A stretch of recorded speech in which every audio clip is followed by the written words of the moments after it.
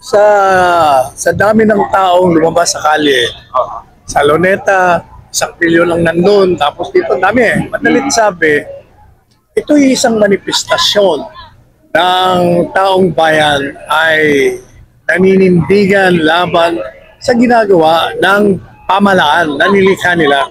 Ang pamahalaan kasi kaya nilikha ng sambayanang Pilipino yan upang sila ay mapaglingkuran at mabigyan ng proteksyon.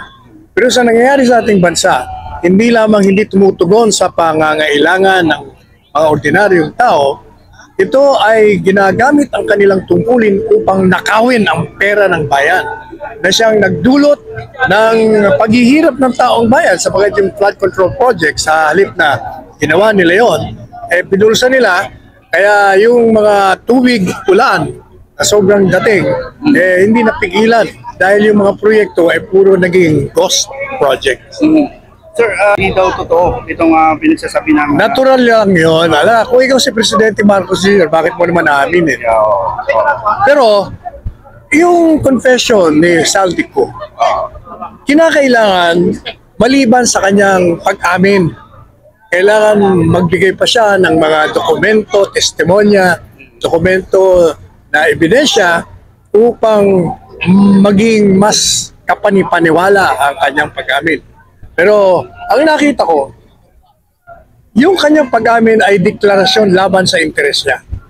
Ibig sabihin, kahit na sinasabi niyang wala siyang tinanggap na pera, yung ginawa ng kanyang sinasabing naging dahilan ng pagnanakaw ng pera ng bayan, yun ay pag-amin na kasama rin siya.